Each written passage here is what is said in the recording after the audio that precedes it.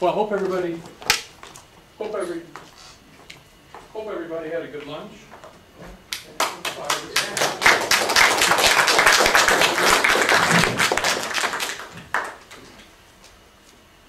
Yes. Yes. Again, thanks to our very good friends of Sun Microsystems for giving us calories and sustenance.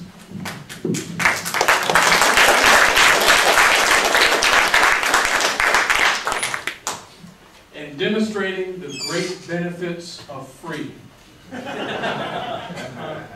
We have put this morning's words into real action. Now this afternoon is something to look forward to, because we're going to hear from two people, Dave Roberts and Martin George. It's inspiring, motivating, invigorating to understand what freedom can do in the world of software. We live in one of the most expensive places in the world, so we have to pay the bills. So how do you combine paying the bills with free and open source software? That's what we're going to learn this afternoon. Or at least get some ideas from a few companies that are building strategies around using free and open source software to offer better products, to offer more innovation, quicker time to market, and every other business cliche we can spit out right now that basically says that this can be better. We are a network-based world, so we get to hear from Vyatta and Dave Roberts. Dave is going to talk about how Vyatta is building the open flexible router. All the functionality that you'd expect from Cisco and Juniper without all the proprietariness. So this is where we put the burger on the bun and see what this is all about. So we are very glad to have Dave Roberts. Please join me with a warm welcome for our friend from Vyatta.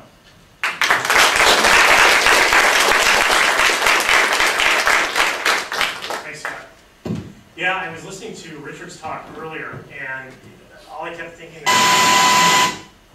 what was going through my head was, I'm going to free software hell. That's all there is to it. I'm an acolyte in the church of Emacs, and I'm certainly going to hell because here I am. I'm going to actually present to you on a non-free operating system using a non-free presentation graphics program that I feel that I have to use for a matter of pragmatism. But just to convince you that I'm not totally morally bankrupt here, I'm going to show you that I do run Fedora in a VMware instance. And so if you want, you can really not think of it as an unfree proprietary operating system that I'm using, but it's a proprietary bootloader for my Fedora instance that runs inside VMware, okay? And just to say that I'm also not totally a marketing droid, I do hack Lisp for fun and certainly not profit inside Emacs. So that's my caveat there. I figured I'd do a little free software penance after listening to Richard. I also didn't have the heart to tell him that I did on the plane flying in, watch my season opener of 24 that I had recorded on my TiVo and copied over the DRM encoded file and watched in a non-free media player as well. Anyway, in the interest of full disclosure at an open source conference, I thought I would just have to come clean with all that. But hopefully, again, you don't think I'm completely morally bankrupt, and we can go on and talk about free and open source networking. How many of you folks are networking folks? If I say, router, your eyes don't glaze over, and you know kind of what that is, right? Great. So at least a few of you. For the rest of you, you're not going to be lost because I'm going to take you through, very top level, and we're not going to dive into the guts of routing and what routers do. I wanted to make something that was accessible to everybody. But I'm going to tell you a story about a market that started off as open and actually became non-open, non-free. And what Vyatta's doing to really bring that back home again. to an open world where we might be able to build networking products based on open code. Our story starts off in the early 1960s. I'm going to turn 40 years old this year, and this story is older than I am, okay? Back in the early 1960s, there were a set of folks that were experimenting with this really weird thing at the time called packet switching. And a guy by the name of Leonard Kleinrock wrote one of the first seminal papers on packet switching. In 1961, Leonard writes a paper called Information Flow in Large Communication Nets. And it has the audacity to kind of propose that people might communicate between their various computers, not by opening up a dedicated nailed-down channel like the telecom guys would do, but in little bits of information called packets that would be sent through a network, and that these intermediate nodes in that network might switch a packet to its final destination. And that seems pretty obvious to us today, living in the world of the internet, but at the time, it's a pretty kooky idea. There aren't a lot of people that really understand that. Fortunately, Leonard would have died in obscurity here if it hadn't been for some guys at ARPA that at the time were dealing with this problem of trying to get researchers to be able to use computers and having to share the compute power that was out there. ARPA didn't see any logic in buying every researcher their own computer, and so it was had a motivation to develop networking technology to allow researchers in remote locations to use somebody else's computer. Okay, and so they saw this fledgling idea of packet switching as something that would be worthy of pursuit, even though it was kind of a kooky idea, but they saw it as a solution for a number of their different problems. And so in 1965, they decide that they're going to start an actual project for it. And this is the beginnings of what was then called the ARPANET. And they hire a guy by the name of Larry Roberts out of MIT's Lincoln Labs. Larry's no relation to me, although my dad, I think in the 1960s, had that same outfit as an engineer. So, certainly Larry goes off and he becomes the manager of the ARPANET. And over the next few years, collects around him a set of pretty sharp engineers that are willing to give this kooky idea a try. In 1969, they delivered the first of what were called Internet Message Processors, or IMPs. And this is the basis of the Internet, of the ARPANET. An IMP is essentially a router. It's the precursor of a router. And when these guys are deciding to build the ARPANET, they've got to figure out what is going to switch these packets around. And so what they do is they contract with a company called Bolt, Beranek & Newman, BBN, that is going to build these IMPs for them. And BBN takes a Honeywell mini computer and throws some software on it. And that becomes the first precursor to the router. So this picture here is Leonard Kleinrock at UCLA, standing in front of IMP number 1. That goes to UCLA. Initially, the ARPANET consisted of 4 nodes. The first one was at UCLA. The second one was up at Stanford Research Institute in Palo Alto. The third one was at my alma mater, which is UC Santa Barbara. And then the fourth one was at the University of Utah. And pretty quickly, that was the first 4-node ARPANET. And that since grew into the internet as we know it today through a series of pretty small steps. About the same time that the first IMP is being delivered, folks are starting to document what they're doing. A guy by the name of Steve Crocker writes the first request for comment, okay? And essentially what he's doing is he's documenting all the protocols and the implementation steps that these guys are going through. Today we think about RFCs as being kind of the governing standards of the internet, right? At the time, Steve, although he's a pretty bright guy, is just trying to make sense of the world, right? So he's writing down what he's doing, and he's really asking for comment, right? It's a request for comment. It's a, here's what I'm doing, what do you guys think, kind of thing. And these are documents that are being written, typewritten, on paper, and distributed to other fellow folks, researchers in that community. And he's looking for feedback. He's saying, bit number 3 of byte number 2 means this on the protocol. What do you guys think? And he's not planning at this point in time that he's actually going to start laying down standards for how the internet works. But this sort of open environment is what drives the work forward and eventually turns into the IETF RFC process that we have today. We'll talk more about that in a second. Okay, so that was the 60s. As the 60s close, the first ARPANET is in place. It's small, and it's growing. People are starting to play around with the protocols. They're trying to understand what works, what doesn't work. They pretty quickly figure out that the early implementations that they have don't really work all that well. The IMPs and the protocol that is running on them, called the Network Control Program, NCP, is pretty primitive. It does work, but it's got a lot of dependencies on the underlying hardware, the physical aspects of the system. And they realize pretty quickly that they want to make a protocol that's able to work across multiple physical technologies. So, physical technologies like Ethernet are starting to come on the scene, coming out of Xerox PARC and others. And so they want a protocol that'll work on top of Ethernet, that'll work on top of some of the token ring technologies that are being experimented with at the time. And NCP is just not going to cut it. So a couple guys, Robert Kahn and Vinton Cerf, start working on something that is later called TCP/IP, right? The Transmission Control Protocol and the Internet Protocol. And around 1975, they get this working enough that they can actually do a two-network test. They run a test between Stanford in Palo Alto and UCL in London. And they demonstrate, TCP as actually being something viable. There's a number of benefits that they get from that. Again, some network independence, so they can quickly add into the growing internet more and more networks and can kind of co-opt them or work on top of them very easy.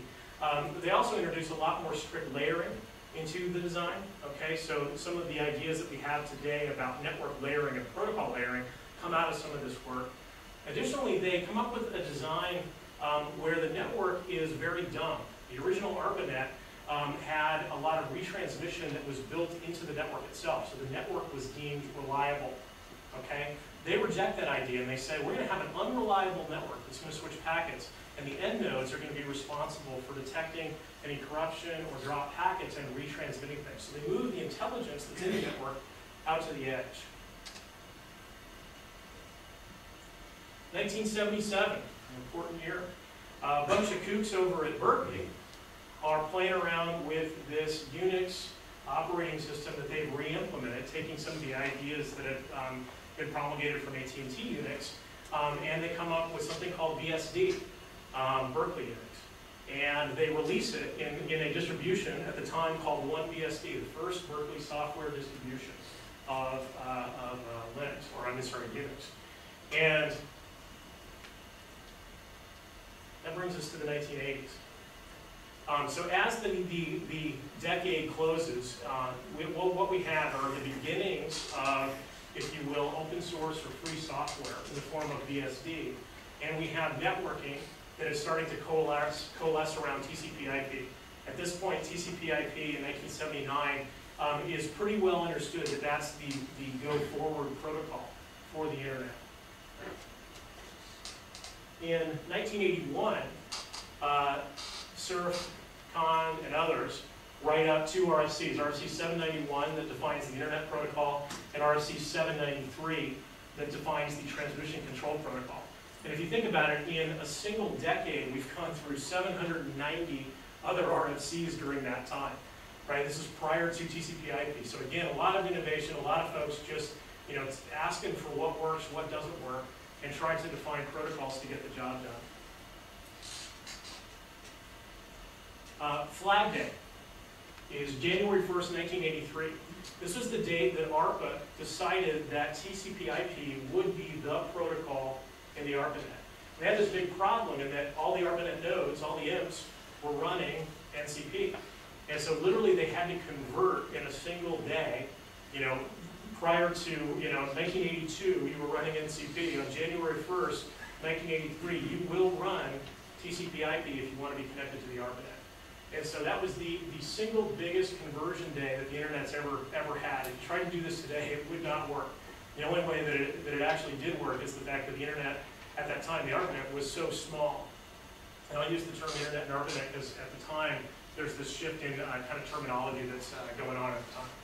So everybody converts off of NCP to TCP/IP, and the world is a much better place. 1983, Berkeley has done several distributions, 1BSD, 2BSD, 3BSD, 4BSD, and has started working on incremental improvements to 4BSD. So they go 4.1, 4.2, and they get to 4.2. 4.2 is the first BSD distribution that includes TCP/IP as the main networking protocol in the system, and allows people to really join onto the internet in a way that, that they haven't been able to before. It becomes a very, very common way for people to get onto the internet. Now, this one, 4.2 BSD, is also notable in the fact that one of those kooky guys over there in Berkeley that's putting out BSD distributions is a guy by the name of Bill Joy. Bill Joy leaves Berkeley and helps co-found Sun Microsystems in 1982. And this is just prior to 4.2 BSD being released. So 4.2 BSD is the first release that comes out of Berkeley that's not done with Bill Joy at the helm. Okay? So Bill, along with Joe Kosla, Andy Bechtel-Schein, and Scott McNeely, co-found Sun Microsystems. A guy by the name of John Gilmore is employee number 5 at Sun Microsystems. And John goes on, after he becomes fabulously wealthy, to found the Electronic Frontier Foundation, EFF, right, which is obviously really big in terms of cyber rights, if you want to think about it that way. 1983, we heard Richard talk about this. 1983 is the year that Richard decides that he's going to go off and do something wild and crazy too. I remember reading about GNU back in 1984 or 5, I think, and thinking, this guy's either crazy or he's going to get it done. And you know, I thought he was ambitious at best at the time, but you know, now looking back with you know, over 20 years of hindsight, he's actually a pretty smart guy. And so, you know, he goes off and does, you know, literally changes the world. Certainly, you know, I was telling folks outside, I may not agree with everything that Richard says or the way that he says it, but you certainly got to give the guy credit that he does believe what he believes, and he certainly has changed the world. 1986, up until this point in time, everybody is exchanging RFCs by paper, by email, in a very loose affiliation, right? You know, why don't you look at my memo, you know, kind of thing. Tell me what you think. In 1986, they decided something a little more formal is going to be required, and so they start this organization called the IETF, the Internet Engineering Task Force. And the IETF's role is to give a forum for folks that are experimenting with this internet technology and allow them a common meeting place and kind of structure that allows them to publish what they're working on, to meet with other like-minded people, and to really you know, exchange ideas face-to-face as opposed to through the written word. And so the IETF kicks off, and that's really the blossoming of the start of what I would consider the formal internet. Up to that point in time, it's been, again, very researchy. IETF, you know, once you start getting a more formal structure in place, IETF starts to provide the ability for commerce, if you will, to get done around the ideas of the internet. Okay, the late 1980s. 1984, 2 people, a guy by the name of Len Bozak and a woman by the name of Sandy Lerner, that are married, working at Stanford in the IT department there, leave Stanford. And they found a company called Cisco Systems. And the idea behind it at the time is that it's really a pain to connect all these computers together. They all speak different protocols, they all have different methods of communicating, and they need a device that will be able to handle that in a number of different ways. And so they developed, not the first, but certainly one of the first commercial multi-protocol routers. And it's a set of code that runs on a device. This is one, an old ASM2 that was installed at CERN in 1987. So what we see here is the beginnings of the modern router. We're coming out of the age of the IMP and running standard software on top of standard hardware platforms, okay? As Joy and others have gone off and founded Sun, one of the common router implementations then becomes what was then SunOps running on top of Sun systems. And so it was not uncommon to find in people's wiring closets a Sunbox that was performing routing. What Cisco really does is makes that a commercial product, right? Makes that less of a research project, something that's done, you know, kind of ad hoc, and they formalize it into a product. This is also the day when the world goes closed, right? No entry. code's off limits. Before that point in time, everything's fairly open, right? You can look at BSD, you can look at the protocols, you can experiment, you can play, you can evolve. After this point in time, the code's closed, right? The protocols are still open, we still have RCs that document them, but there are extensions, there are different implementations. If you're buying Cisco product, you're not allowed to fool around with it, right? Like Richard was talking about, you go to somebody and you say, please, can I have that new feature that I really want? And if you're lucky, then they'll go off and implement it. And actually, one of the reasons why Cisco's been so successful is that early on, they actually did pay attention to the users, and they did satisfy a lot of that demand. So not to be totally critical of them, but they did a good job at that. And I think that that was one of the reasons why they did capture a lot of the market share. But it's a day, where the world does change. That brings us up to the 1990s. In 1985, I started playing around with Sun Systems at university and at my employer at the time, which was HP. And I understood a lot about this whole internet thing. As we head into the 1990s, wow, the internet makes the cover of Time magazine in 1994. And to me, it was both a weird day and kind of a ho-hum day. It was a weird day because I thought, wow, this thing that I've been working on for a long time is actually getting some big airtime. But at the same time, it was like, but I've been playing around with it for 10 years, so it's kind of a little bit old hat. Anybody here remember UCP addressing for email addresses and bank paths and percent, bank, right? All the hell that existed before DNS became normal, I guess I'd say, or well entrenched. I remember that world too, and that was a pretty interesting time. At this point, what we start to see is the beginnings of the real modern internet, right? Where this is going mainstream. This is something that finally I can talk about with my mom, and her eyes don't glaze over, and she actually starts to get it. The issue that we've got with a bunch of folks getting on the internet at the time, this is, like I say, when the internet goes commercial too. People start to talk about businesses having their own domain names. I still remember when there was the article in Wired magazine about the guy who went off and registered McDonald's.com before McDonald's got McDonald's.com, and he was making the point that domain names were a limited resource, and if you didn't get yours, you might be shut out with a cyber squatter, what we would call cyber squatter these days, sitting on your domain name. At the time, I registered my own personal domain name, droberts.com. I actually had the opportunity to register Coca-Cola.com. And I looked at that pretty heavily, and I decided that I didn't have enough legal protection to really do that, and I probably didn't want to get involved in a lawsuit, but I was sorely tempted at the time. So the internet goes commercial. Businesses start to get onto it. But one of the big issues is, well, what are you going to do with it, and how are you going to do it? At the time, there's not a lot of software to go do this. And one of the software packages that is available is Apache, which is literally a set of patches to the original NCSA HTTP DB. Okay, that's where the name comes from. It's a Apache web server, right? That's where it came from. And so Apache goes ballistic as people need a web server to get themselves onto the internet. And it's really one of the big drivers. Now, underlying Apache are a whole host of other things that I think get dragged along for free. But if you look at what really, I think, drove the adoption of what today we would call free and open source software, a lot of it came through this mechanism, dragging along on the heels of Apache. And so in the late 90s, we see that open source explodes, okay?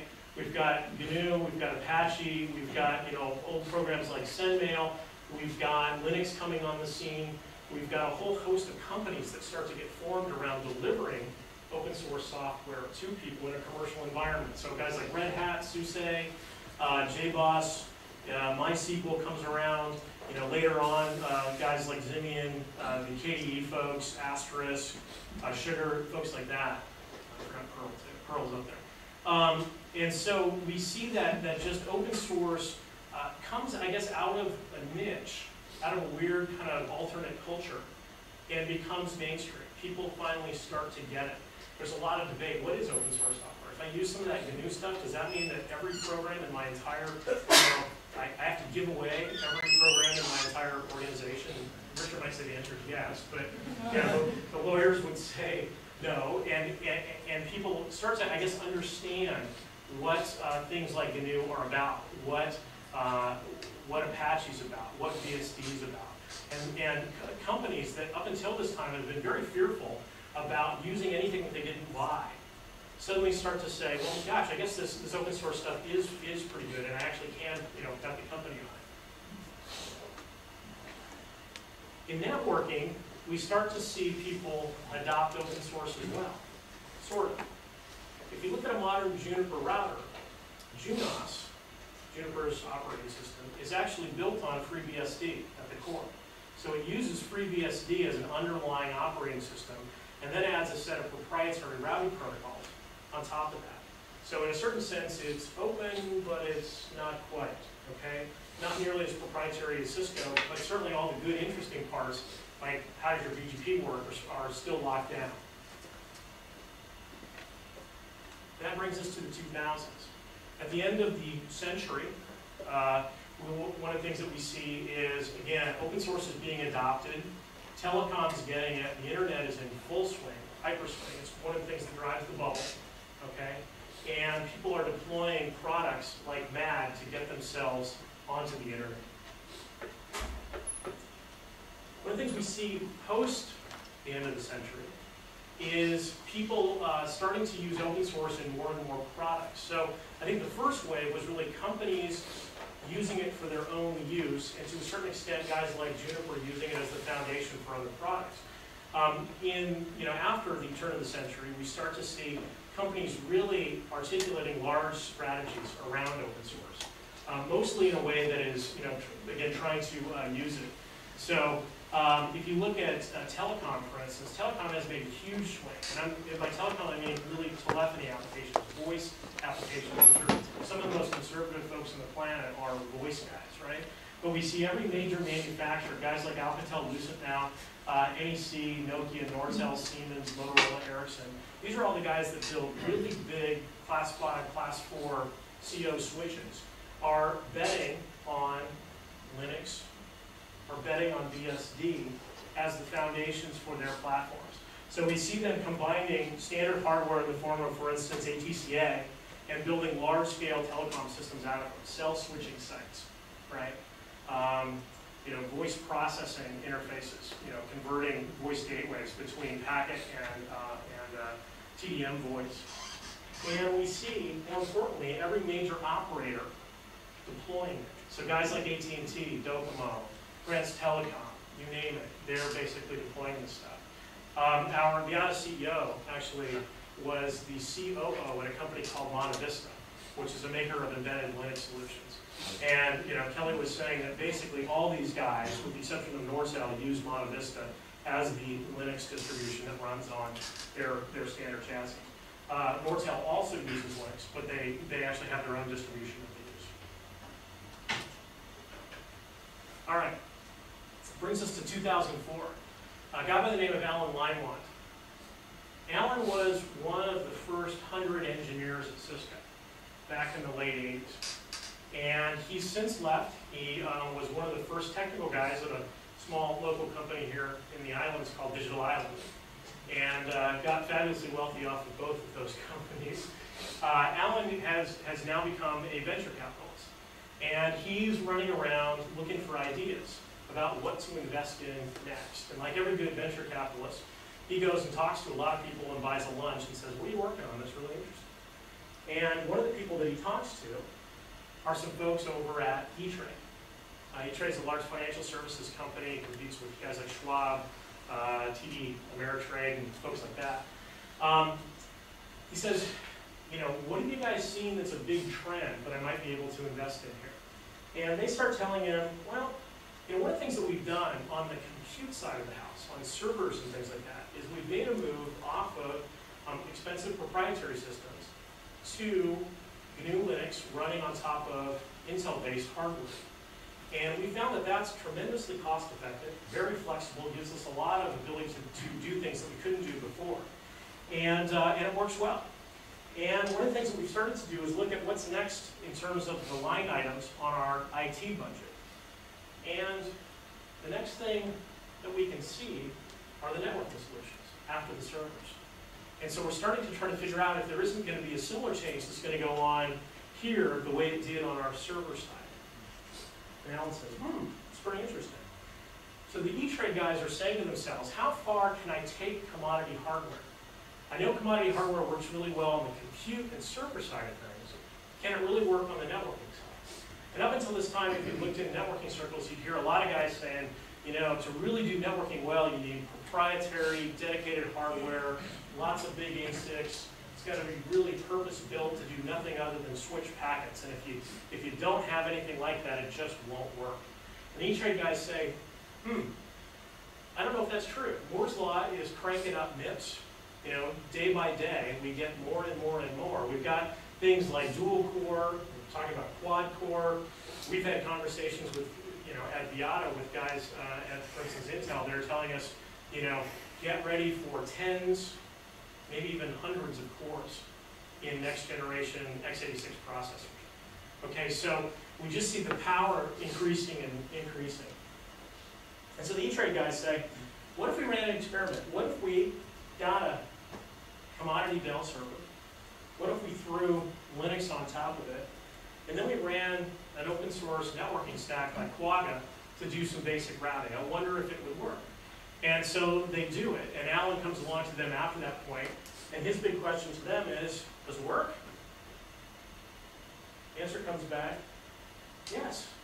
Anybody get the joke there? You guys old enough to remember that, Alan? All right. Just kind of slipped in my little bit of musical advocacy. I don't remember any of the songs, to be honest. I can if I hear them, I probably can. So anyway, they say yes, absolutely. It works great. And in fact, it's faster. That Dell system running Linux and open source routing is faster than a Cisco 7200, and it's about 1/10 the cost. Okay, staggering in terms of what it's able to achieve. So Alan's next question is, are you guys going to deploy it? That sounds like a phenomenal thing. When are you guys going to go into production? And their answer is, we got a little bit of a rub here. Okay, problem. This is all string and duct tape. This is our own little personal experiment. We built this thing in the back room, but if we get hit by a bus, nobody's going to know how to basically take care of it.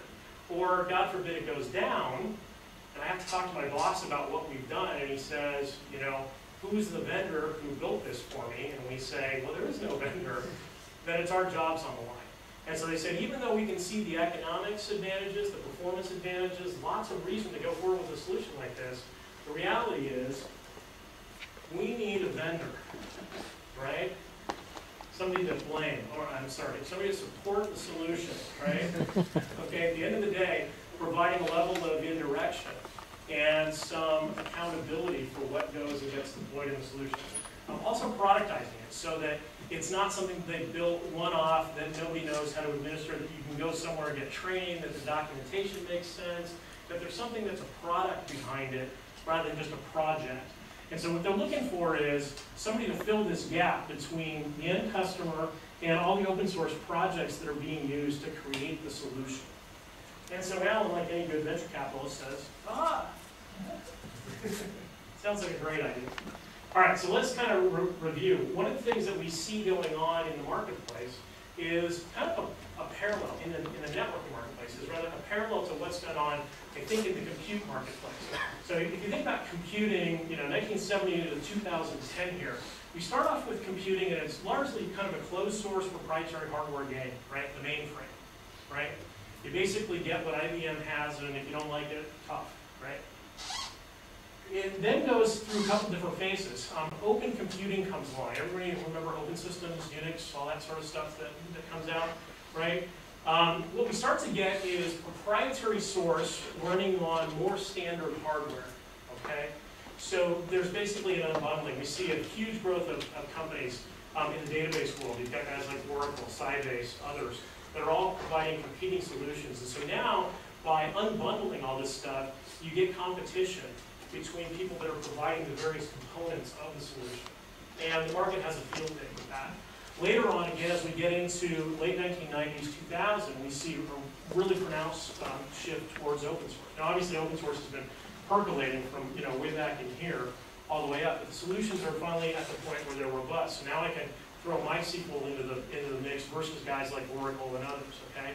And again, running on standard hardware. So now I've got not only commodity hardware, but commodity software running as well. So networking kind of goes through a circle, right? It starts off open, running on proprietary hardware, right? So it's a bunch of code that's developed by the guys at ARPA and BBN, running on a Honeywell. And we then go into an era where Cisco takes over, Cisco, Juniper, Proteon, Wellfleet at the time, a whole bunch of folks get in the game and start producing solutions. And then one of the things we're seeing is a move back towards open source. I think that's what Vyatta's trying to do. Now not running on proprietary hardware like an old Honeywell, but now running on standard hardware, x86, and taking advantage of all the things that are being done in the commodity silicon game. Okay, so 2005, Alan takes his aha idea from the E-Trade guys and goes and founds Vyatta, and basically says, all right, Vyatta is going to become that vendor that's going to sit between all these projects and these consumers. And in a certain sense, Vyatta's business model is very much like Red Hat, where Red Hat does essentially the same thing, provides a distribution support services around a set of technologies that are drawn from open source. Vyatta does the same sort of thing in the networking space rather than the server space, right, the OS space. Okay, so everybody always asks, what the heck is a Vyatta? Turns out Vyatta is ancient Sanskrit and it means open.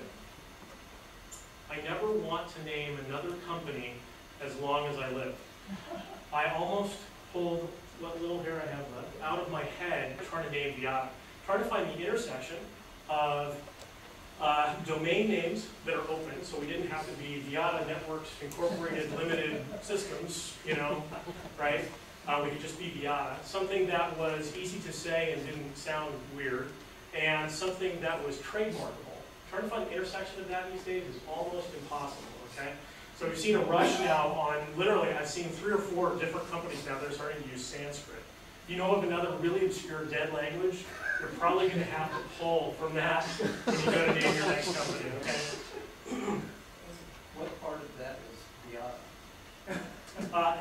This stuff? No, this up here is complete gibberish. It is Sanskrit, but I have no idea what it says. Yeah, that does not say Vyatta. That was just for a mood. How's that?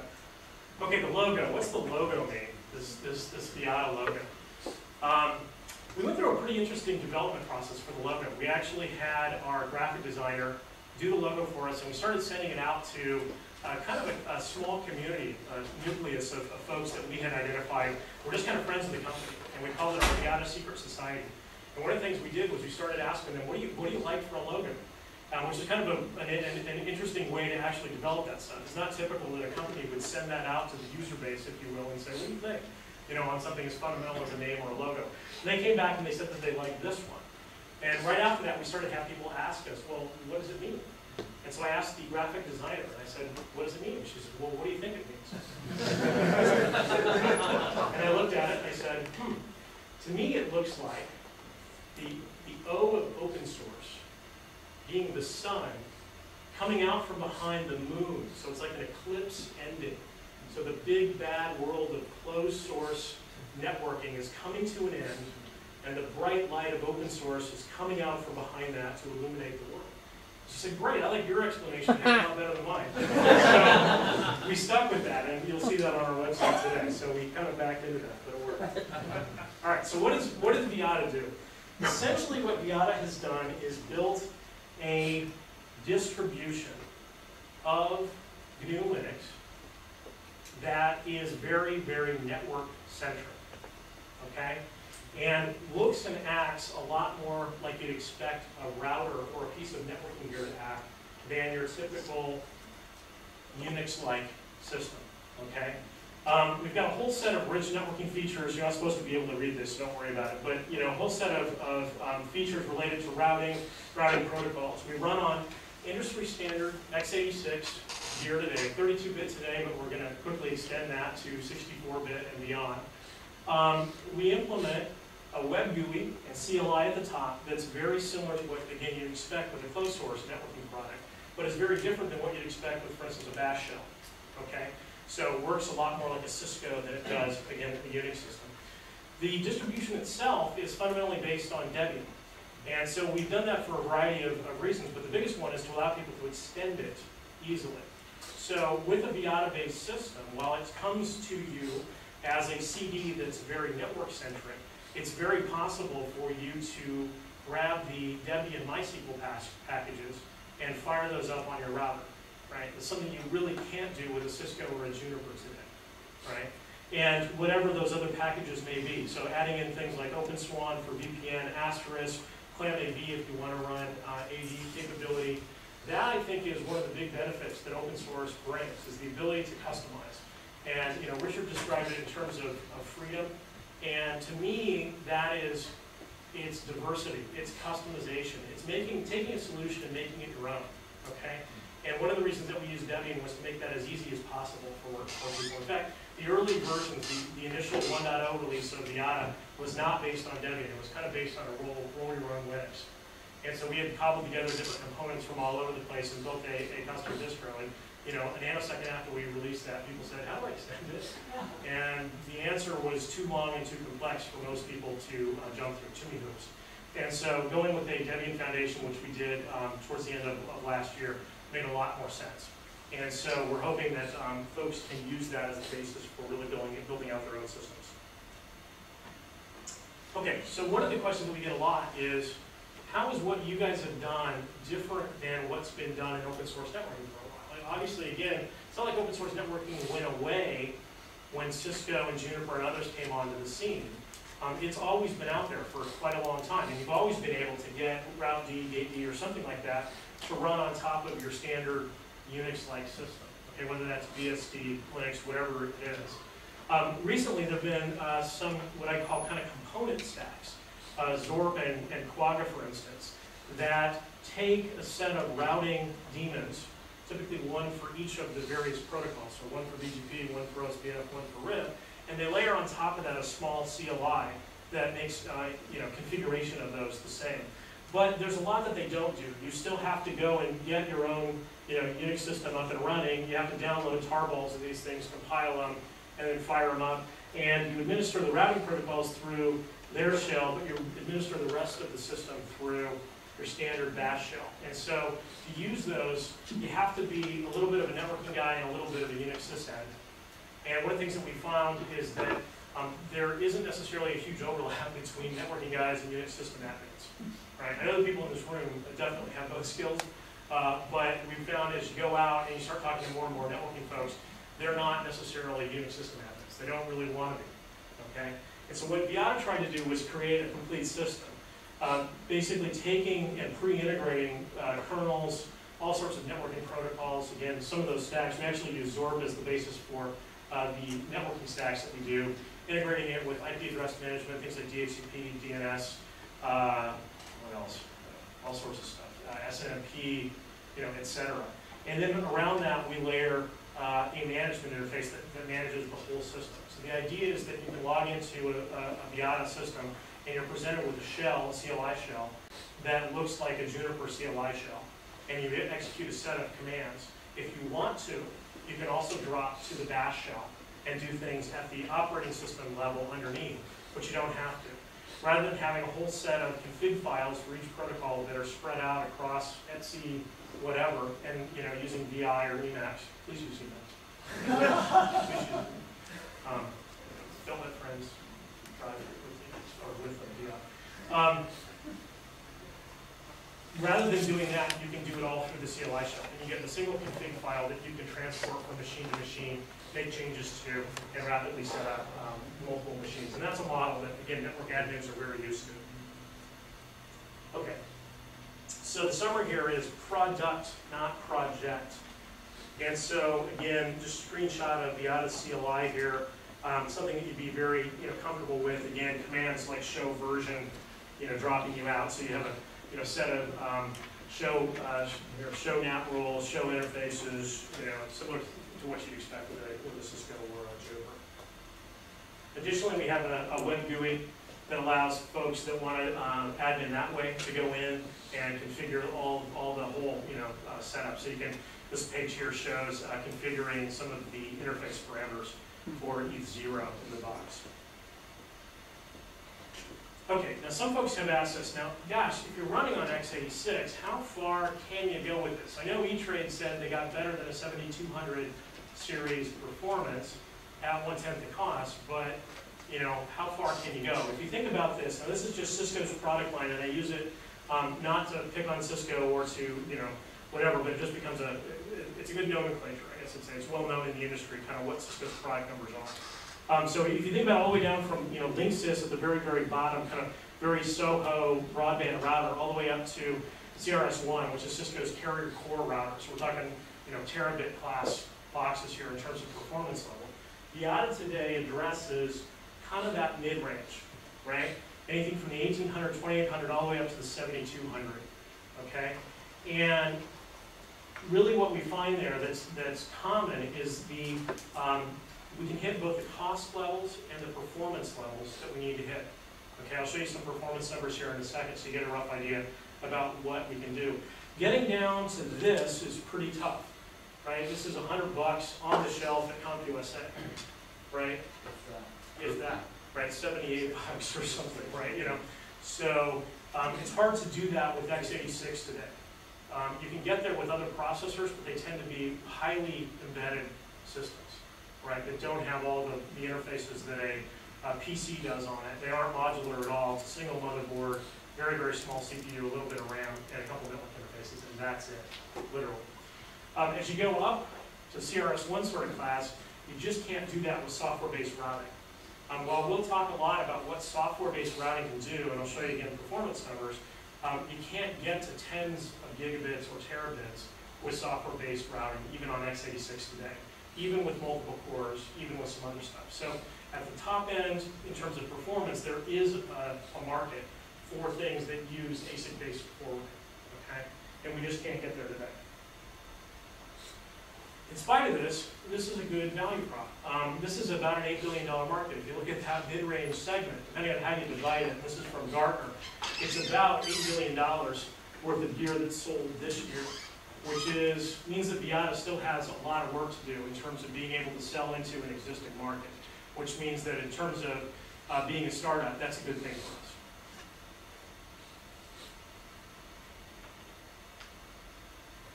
In terms of use cases, where can you use a Vyatta today? We talk about it as being really kind of an edge router, okay? So whether that's in an enterprise branch where you're connecting to the internet and providing like a VPN tunnel back to corporate, you could be a small medium office where you are the box that connects the office to the internet. You can use this in places like data centers and colo, front-ending application servers, providing a layer 3 DMARC boundary right there. You can also use this back at corporate HQ if you want to perform the other end of that whole VPN tunnel.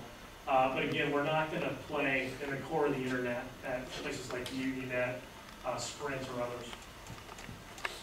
At least not yet. Tomorrow, maybe take over the world. Okay, economics and control. If you ask people why look at a Vyatta, and we have a lot. Our customers tell us it's really one of two things. It's either economics or control, right? And depending on who you talk to, they value one or the other of these things more than the other, okay? So if you look at a solution like Cisco, it's the high price leader in the marketplace, and you don't get any control over it. It is what it is, right? There's a whole fleet of folks, Nortel, Juniper, guys like Huawei that are coming in from China and other places, that are trying to compete with Cisco at its own game. So they're trying to out-Cisco Cisco. They're basically providing a cheaper version of what Cisco provides. So they do give you better economics, but they give you no control. You're still stuck with whatever they hand you. On the other axis, you've got guys like Zorp and Quadro, which are projects, which give you a lot of control, but economically, they're not really viable. They're free up front, but again, all the issues, the string and duct tape issues that E-Trade was facing come into play, where do I really want to go deploy them? At the end of the day, I've got to do all the documentation for how the system works. I've got to come up with a recipe, laying down what the runbook's going to say in it for how you go about diagnosing problems and all that sort of thing. And so, one of the things that I think Vyatta is really trying to sell is that we're both economical as well as giving you the control, right? So there's a common starting point that you can use for all your training, all your operations, but at the same point in time, we're not going to limit you to that. You can extend it, you can build on top of it, and really customize it into whatever you want it to be. Okay, this is the comparison. And just to give you an idea, we're talking about the 7200. 7200 is probably a more extreme example of, again, better performance at 1/10 the price. That's what E-Trade found. Depending on where you pick, the numbers change. At the lower end, it's a little bit harder to be economically better. You're trending towards zero, if you will, in terms of the price of things. The absolute dollars are not necessarily there. But even as we see, the Cisco 2821 is Cisco's lowest price gigabit Ethernet router. And street price, if you go to somebody like CDW, some online guys, about $3,100, give or take. If you look at memory upgrades for that over the base 256 meg configuration, you can see that the memory prices are outrageous, right? We compared this, Vyatta running on top of a Dell PowerEdge 850 or 860 product today, about $900 to $1,000 online from Dell's website. And if you look at the memory upgrade pricing, you can get a gig for $100, right? So Cisco's really gouging people in terms of upgrade costs. So if you look at, subtotal, just bring everybody up to a 1 gigabit, or 1 gigabyte system rather, you end up with 4,200 for Cisco and about 1,000 for Vyatta. If you look at the annual cost of support, Cisco sells you support. It's about $500 for a year of support at their lowest tier. Vyatta subscription, which includes software and support, is $495, so about the same price. So if you total that all out, you end up with about a 60 to 70% discount. At Vyatta, we sell in two different ways. We'll sell you a subscription, and you can put it on your own hardware, or we can sell you everything. We can sell you a box that's supported by us.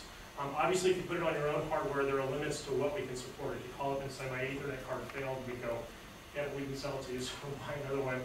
Or I'm trying to get another interface to work. We'll do our best to help you, but there may be limits to what we can do, okay? If you buy it from us, we'll stand behind it and guarantee it all. That said, there's a more restricted set of choices, right, of things that we can stand on. So depending on if you want to buy it from Dell or you want to buy it from us, there is a markup for us to load the software on and things like that. And that accounts for the difference in cost. If you look at throughput, again, people saying, boy, to do routing, you need dedicated hardware. The answer is, well, it's simply not true. You look at a Cisco 2821 as the bold green line there, and what we've done is shown performance at given packet sizes, so from 64 bytes all the way up to 1528. And the small, over here. So this is the Cisco 2821. Again, it's about a $4,500 product. This is Vyatta in terms of performance level. This is percentage of a 2 gigabit throughput. Okay, so 2 gigabit Ethernet ports going at the same time. You can see that Vyatta basically smokes the 2821. The Cisco 3845, that is starts at about $10,000 product and goes up from there depending on the interfaces that you want to put on it. You can see that, this again, $1,500 to $2,000 system that runs Vyatta will basically hold its own with that 3845. So I think it really puts to rest that myth that you need to have specialized hardware with forwarding ASICs to hit certain performance levels. Certainly in the mid-sized routers, x86 can more than do the job. Again, as you go out to CRS1, yeah, you definitely do need ASICs. Okay, first customers and typical reaction. We first put a beta of the code up on our website back in the end of February of last year, 2006. And by the first week in March, we had over 4,000 downloads. We'd been slash-dotted once. The server died in the middle of that. We got everything up and running again, and carried on. But we've seen a lot of folks that really jumped on this, telling us that there was a big need in the marketplace. And some of the guys that have started to adopt our solution and have bought things from us are shown there. people ask us, is there any one particular segment of the market that you're selling into? And the answer is not really. We've got folks, again, Atify is a small, mid-sized business. The City of Madera is a municipal government. Sermon Spice is an online content provider. Binphone is a kind of tier 2, tier 3 telecom guy. Adaptech, obviously, is a pretty well-known semiconductor name. Milburn is a financial services company. Let's see, Onega is a company, ISP in the UK. France Telecom is, France Telecom, so fairly large company there. YWOW is a Wi-Fi service provider, ISP basically. And so, it's kind of all over the map, big, small, ISPs, enterprises, governments. We've got some schools. University of Florida has actually bought some. So it's kind of, again, all over the map. One of the things that we see that's a pretty common response is that, guys don't really want to be hackers. They want something that has the benefit of open source, but they don't want to be required to start from a tarball and select all the components and build it themselves. So one of the big advantages for them is getting something that works out of the box, and again, just works because they're a networking guy, but at the same time, they like the fact that it's open and that creates a community around the code that is going to extend it in various ways that are interesting at a rate that's far faster than they can get with a mainline guy. And so we've got great quotes from a few different guys at Atify and Sermon Spice there. Okay, how far can we go? I said before that Vyatta can really, today, hits from the 1800 to the 7200 series. People have asked us, well, is that it? And the answer is no. And the way that I see this is very similar to what the Linux kernel went through. If you think back to kind of 1995, the Linux kernel is x86 only. It runs on single processor systems and not Macs, right? It's a basic, Unix-like kernel. And Linus and a whole bunch of other folks start to extend it. They add SMP support. Gets ported onto a range of different processors, right? And so suddenly now, Linux runs on everything from your cell phone to your supercomputer, right? And I think the same thing is going to ultimately happen with Vyatta. There's certainly nothing that keeps us on an x86 only sort of base. And so over time, I think you're going to see us expand to cover all the way down to the Linksys and all the way up to the CRS1. There's nothing in Vyatta that forces you to use software-based forwarding, right? In the same way that CRS1 or high-end Juniper runs their control plane, their routing protocols in software, and uses ASICs for forwarding, we can do the same sorts of things. There's nothing in the code that prevents that. It just so happens that right now, it's very convenient for us to run on stock hardware, okay? So the summary. We've had a lot of customers go through this, this sort of thing that, hey, you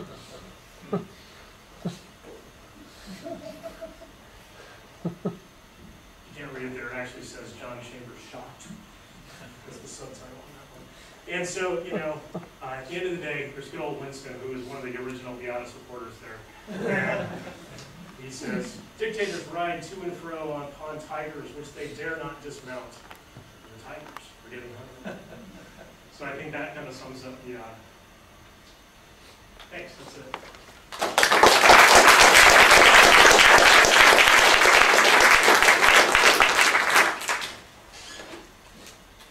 Questions, anyone? Yes. You go first, but let me cut this mic on. Give me 1 minute. Fire away, my young friend. One of the things I wanted to comment on back to your slides of the different hardware is the Linksys router actually already runs on Linux. I think people should realize that and understand that. Another thing I was curious about is, had you guys considered the OpenBSD route, who's already specified the area or jumped into the arena of being the networking innovator? They've developed the OpenBGP, a lot of the open routing protocols, but with the emphasis at security at the core. We felt that, a couple different things. Yeah, you're right in terms of the low-end Linksys running on Linux already. Cisco seems to have gotten, kind of done a little double take on that. I think that they actually contracted out to somebody else that developed that for them, and they feel like that they got bitten as soon as they figured out that they had to provide. There was a little dispute over providing the source code, and they got forced into doing that to comply with the GPL. And as a result of that, obviously, the code is available. They pretty quickly moved away from that now. So you see that all of their new generation stuff is all running with VxWorks. I thought the Cisco acquired Linksys after they developed that one. They may have, but that actually came out, as they were doing that. And so Cisco said, look, we can't have that open source stuff. And they went back to VxWorks. And I actually do sell a version that still does run the old, you can get a WG54 GL, which is the Linux version, so it's a GL if you buy that specific hardware. But even in the WRT54G series, the newer ones don't support Linux anymore. They don't support the thing. So if you want to get one that is Linux supported, you have to look for the GL. And look at the serial number also. Or the serial number on the other ones. Yeah, if you've got an earlier one, it may still run Linux. What was your second question was about? Wait. Oh, OpenBSD. OpenBSD. We did look at OpenBSD. A couple things there. One was it was BSD as opposed to GPL, and we wanted to go GPL. The second thing was while the protocols, some of the protocols are there, they're not very well integrated. There were some things that we got from Zorp. We looked at both Zorp and Quagga very heavily. The OpenBSD stuff is still very much the Unix daemon model, where you go edit an etc config file and restart a daemon and things like that. And so we just didn't feel like it had all the cohesiveness that we wanted. But the protocols are reportedly very good, and I don't have anything to knock them. They seem to do the job well, so it's an option. Okay, I have first a comment and a question. The comment in your historical slide, you did show that software started out as open source, and eventually IBM unbundled its software from its hardware, and then they started selling closed source. The question is, what would you tell someone who's on the verge of setting up a university networking lab where students should learn to configure routers as well as design networks in general, and who's interested in your products as well as perhaps Cisco and whatever else? What would you comments? I'd say Vyatta's a great answer to that. We've had a number of folks that have started to design courses based on Vyatta, either for lab kind of projects and stuff like that. And, it's really cost effective, a lot more cost effective buying a set of Dell machines and running Vyatta on them than buying Cisco's for every station, lab station. Also, one of the really interesting things about Vyatta is that you can run it inside VMware. And so you can actually have multiple Vyatta instances. And we do this in testing at Vyatta to be able to create a whole virtualized network inside a single larger box. And so that's a really interesting, cost-effective way to go about it too. So in terms of outfitting labs and teaching people about routing and all the rest of it, yeah, it makes a really good cost-effective solution. Yeah, but you have this chicken and egg issue. If the students learn to program Vyattas, well, then they're proficient in that. But when they go out into the real world and stuff, not knowing what to do. Learn both. Yeah, I was going to say, a lot of folks would learn both, and definitely, knowing a bit of iOS CLI syntax is not a bad thing if you're going to be a networking guy. Whether or not you're committed to Vyatta, the reality is there's a whole lot of Cisco out there. In the same way, if you're a new Linux guy, knowing how to configure Windows every now and then is not a bad thing either. Dave, you sort of touched on the issue of interfaces. Yeah. One of the reasons for buying a Cisco box is that it has these whole wireless now. Wireless now, yeah, absolutely. So you see that coming over time. So yeah, we are certainly committed to it. We've taken certain steps.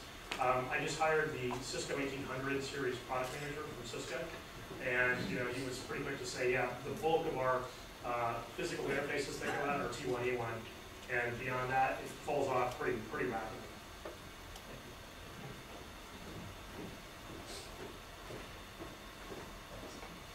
Are you still flying under Cisco's radar, or are they woken up yet? And how long can you sort of nibble away at what they're doing before they wake up? And what are you guys doing?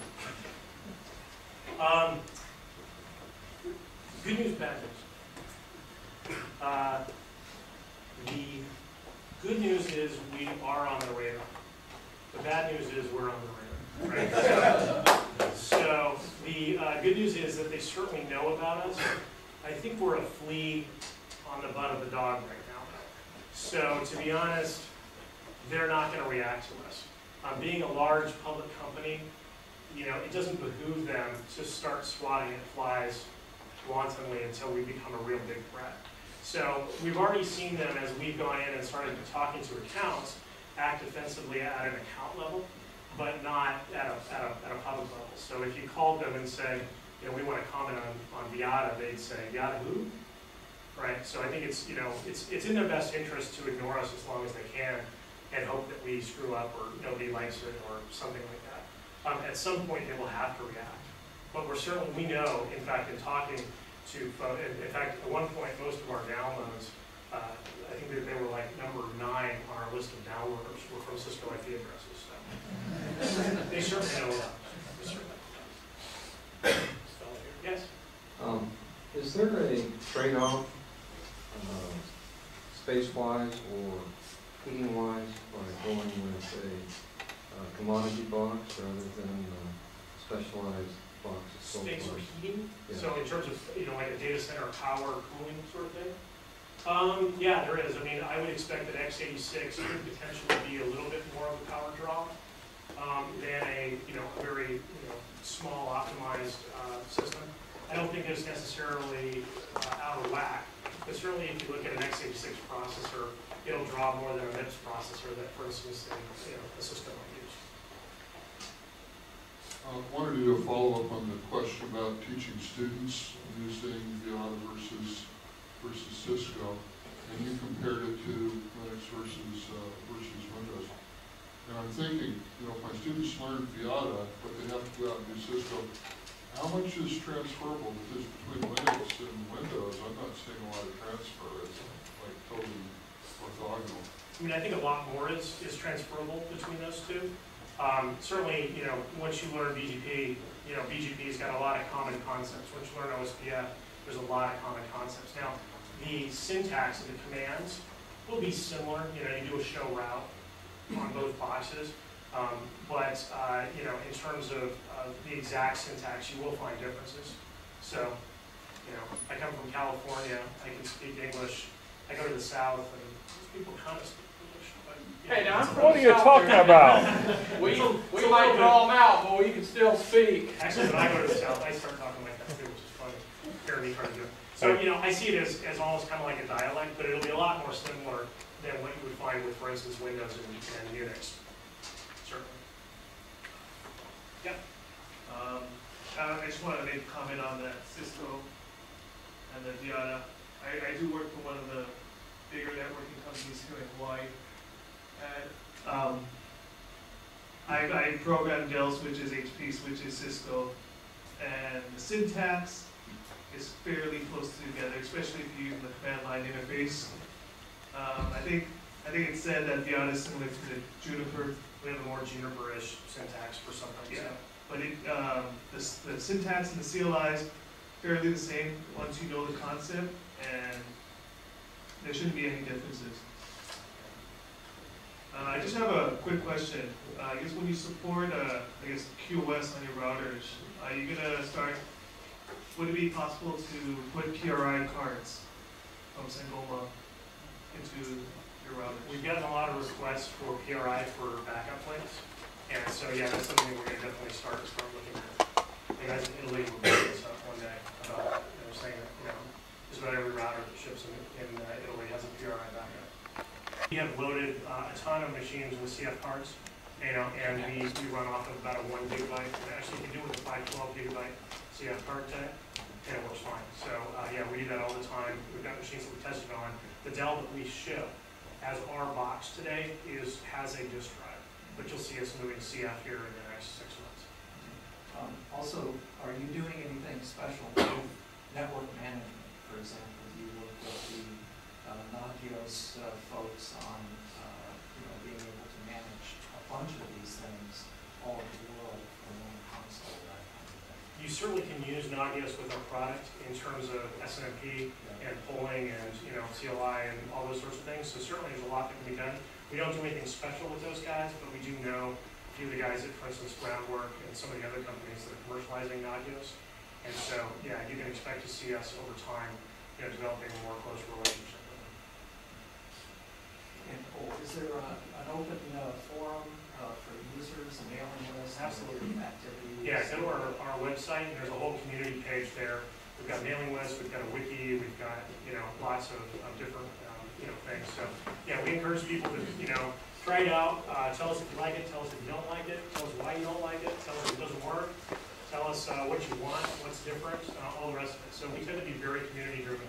We have a page on our wiki where people can suggest new features, where they can vote for other features that other people have suggested, and so we do watch that in the course of actually doing development. And that's driven some pretty key decisions for, coming up functionality. So yeah, get involved definitely. Or you could join the secret society. Yeah, right, the Vyatta Secret Society. So Vyatta today is a router. I'm sorry? Vyatta today is a router. Have you thought at all about the other types of boxes you find in network environments, authentication servers, route servers, all of the rest of that kind of stuff? Yes. We've definitely thought about that stuff. So yeah, I mean, certainly when I talk about Vyatta, I don't call us an open source router company. I talk about us as an open source networking company. And even today, while we do provide routing, it's actually a router firewall. We'll be adding IPsec VPNs to that in next month, in fact. So we'll see that come out, and we'll be adding lots of other stuff. One of the things that we have talked about, especially in the service provider context, is route servers. That's a big thing that today folks that just want to have a BGP route server end up deploying a whole 7200 and spending a lot of money on memory in particular to handle the routing table. And they see that there could be a big cost savings with going with the Vyatta solution. Do you know the backstory on why Juniper exists? The backstory on why Juniper exists. UNet went to Cisco and said, we want a system like this. We want a big, redundant, reliant Unix box to basically do all the route processing, and we want you to listen to your route feeds from it. And Cisco said, we don't do that. There you go. So Rick Adams and a bunch of the other investors in UNet went and funded Juniper. To go off and do it. Because UNet couldn't do what they wanted to with iOS, and Cisco wouldn't do it for them. That's right. And what's Cisco's biggest problem today? Starts with a J. Yeah. In terms of their current sales. That's right. Yeah. The second largest router company is Juniper, not one of the guys that you might think. When thinking about Cisco in terms of networking product, people trust them because of the reliability of the product. Where has Vyatta come as far as redundancy and high uptime availability? How do you guys consider things like Heartbeat, the Linux version server projects? How can an enterprise company trust Vyatta's product to be up and running when it needs it? Well, a couple of things I'd say. I actually disagree with your initial statement that Cisco's reliability is high. I actually talked to a lot of folks. I'll tell you quite the opposite, but okay, never mind that. Fair enough. The question still stands, what are we doing? So we do have features in the product like VRP today that allow you to do backup router between multiple routers. That's limited. You can put dual power supplies and all the rest of it in the hardware, make the hardware reliable. Things like compact flash cards and other things to just improve the MTBF. You'll start to see us adding more stuff as we go. To be honest, it's more of as you go into the either enterprise core or something like that, you see less of that at the enterprise edge. So if you look at kind of the SMB or the branch office market, it tends to be a single box with maybe a backup that's there, but it's in kind of a cold standby, not necessarily active only because, it makes it harder for the WAN links going out. But, so, I guess to say it is a priority for us. It's something we're gonna grow into over time. We've got the basics of it today, and we'll get better. So with the VRP, you wouldn't have any session redundancy, right? We certainly would. I mean, for anything stateless routing, you certainly would. You wouldn't drop sessions or anything like that. For things like firewalling, you would drop state. That's right.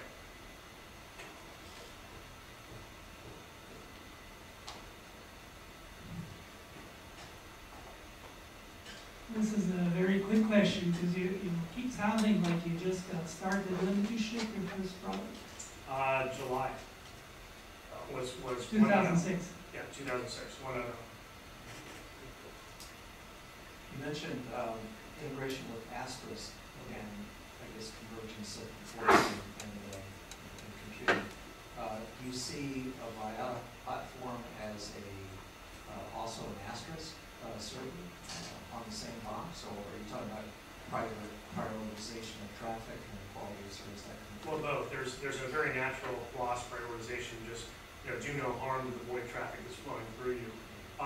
Given the fact that it's running on, again, a Linux base, there's a very natural, very obvious integration there. Yeah, so customers have pointed out, we definitely saw it early on, so yeah, watch this space. Is what it's saying. Lots of outstanding questions. Anyone else want to ask something of our friend Dave Roberts?